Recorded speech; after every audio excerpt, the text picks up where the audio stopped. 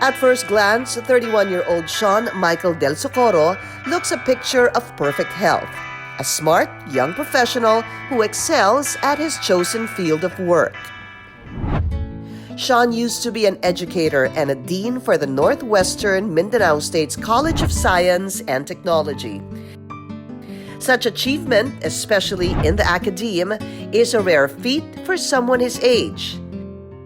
Sean was happily reaping the fruits of his success until he was diagnosed with mitral valve prolapse last year, forcing him to take an indefinite leave of absence from work. May problema yung isang valve ng heart mo. Tsaka may nangyayaring skip beats.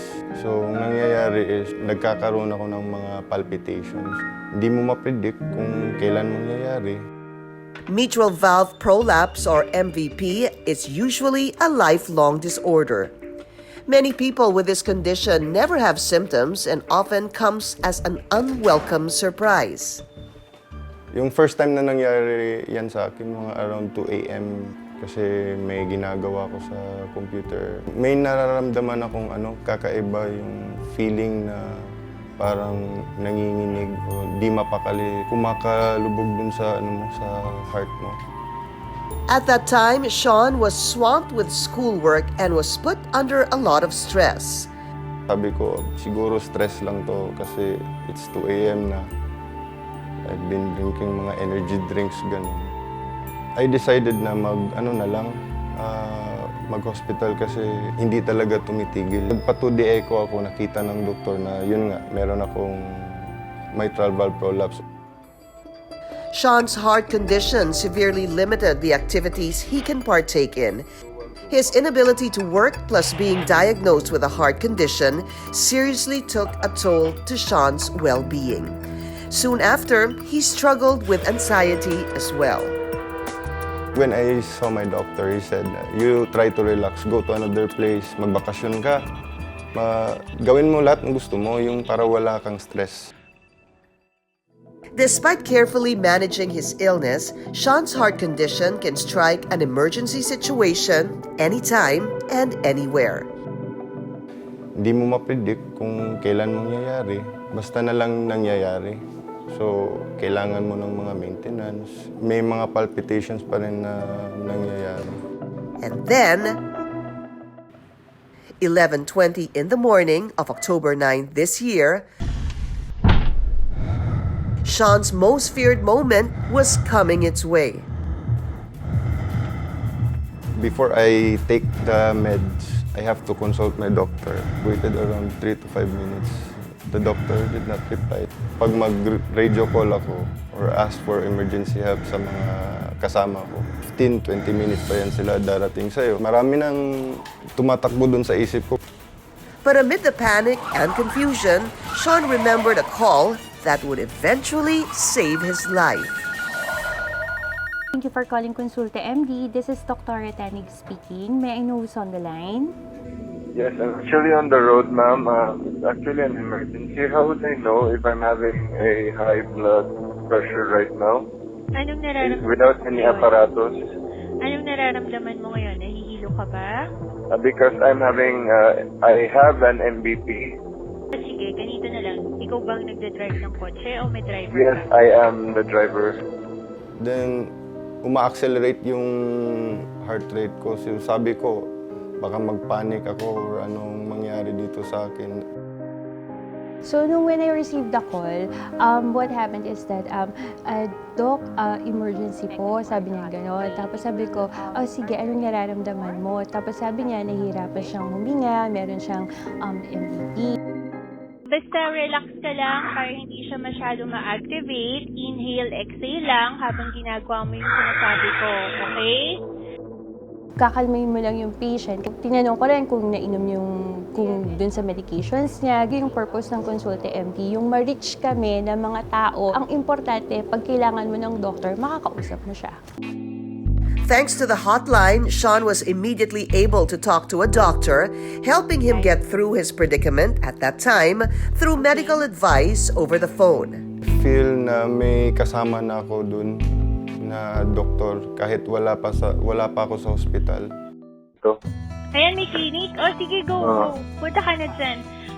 Kaya nga ma'am, nagpaano ko ng Oo. vitals ko po. Okay, kinukuha na yung vital signs mo? Okay na? Yes, May ma'am. doktor dyan? Meron, doktor? Okay, Yes, good. Being a doctor, ang aim mo is to help other people. Actually, sa doctor, hindi lang yung pagtitreat ng life or disease yung importante doon. Dapat nandun din yung essence na pagkatapos niya sa'yo, ma-realize niya na life is worth living. Konsulta MD is a 24/7 health hotline that gives the caller access to licensed and experienced Filipino doctors who can provide high-quality health and medical information anytime, anywhere. All you have to do is dial our hotline number and then press 1 and you directly speak to a doctor. Kung may sakit, pwedeng itanong. So, it's literally talking to a doctor. The hotline service include first aid and primary care, professional medical advice and counseling, all in just a single phone call. And thanks to the expertise and care provided by Konsulta MD, Sean feels that he's been given another lease in life. If I have not called doon sa Konsulta MD, baka bumunggo kami or anong mangyari. Pagkatapos kong umabot ng hospital, concerned talaga yung doktor sa'yo kasi tinawagan niya ako ulit eh. Yun ang protocol namin. Lalo na pag mga emergency cases, dapat we see to it na okay yung patient, meron kang follow-up na alam mo, stable na si patient. Kasi baka mamaya, hindi siya nakapag-follow up, may nararamdaman na naman siya. So, pag gano'n, i-address mo ulit, tutulungan mo siya ulit. Doctors ang nakaman talaga behind the lines because that's really the aim of the business. It's really to provide access sa doktor 24/7. Kasi alam naman natin lahat sa Philippines, talagang kulang ang mga doktor. So it's the aim of the company to really allow the public to have access to licensed Filipino doctors 24/7.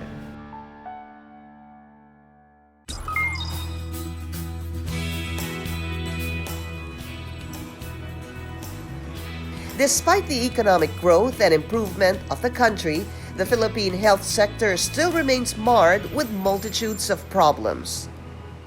Healthcare in this country is very expensive, and it's really because of three main pain points sa healthcare industry natin: access, oras, at gastos. So there's not enough doctors in this country. In fact, in some rural areas, the ratio is as bad as 1:30,000 Filipinos. And then you have oras. Traffic is very, very bad in Metro Manila, and in far-flung areas naman, malayo ang daan, so you waste a lot of time on the road, and then when you get to the clinic, you have to wait for the doctor to show up, or you have to wait for your turn, so there's also time wasted there. And then there's affordability.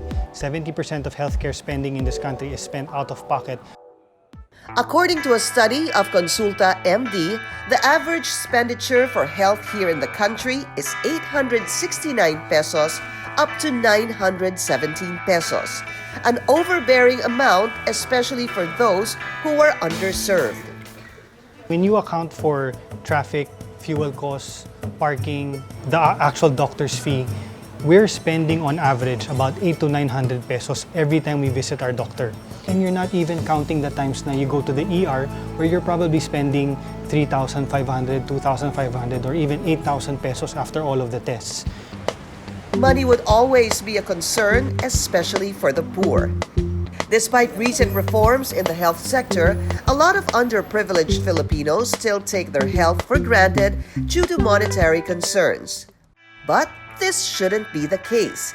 That's why one of the country's largest telecommunications company, in partnership with two other companies, invested in a program effort in providing proactive healthcare to address the healthcare pain points in the Philippines. Thus, Konsulta MD was born. Global Telehealth Inc. is 50% owned by Globe, and they provide the technology and the infrastructure and the network to make our service possible. Konsulta MD is in a position to really address not just access and time, but even affordability of healthcare in the country. We really target the Filipino population for them to be able to access health wala naman kaming fixed number eh. Mas ang gusto lang namin, makatulong kami dun sa bridging the gap between seeing a doctor face-to-face and a patient feeling a symptom. With Konsulta MD, Filipinos can have convenient, unlimited access to licensed Filipino doctors 24/7 with just 1 peso a day. So if you think about that, 1 peso per day, it's 365 pesos a year. If I just save you one trip to the doctor, and let's say the consult fee is 500 pesos, just one trip, nabawi mo na yung binabayad mo for the subscription fee. Among Konsulta MD's strong points are its experienced and trained doctors who are ready to give expert medical advice anytime, anywhere. Patients can directly access these doctors with no waiting time, as Konsulta MD doctors pick up calls within seconds of connection, giving the caller proper diagnosis on their medical concern as well as instructions for proper treatment and care. Hello, I'm Doc Internet. How can I help you? Weight loss. Kailan pa nagsimula itong mga symptoms na to? Hindi ko na maalala. Nowadays, lahat tayo very internet savvy, di ba? So, minsan, nandyan yung sinesearch natin yung sarili nating symptoms that leads to self-diagnosing. Sakit ang bato ko. Mataas ang cholesterol. Yan yung gusto natin iwasan because you really wanna catch or diagnose properly.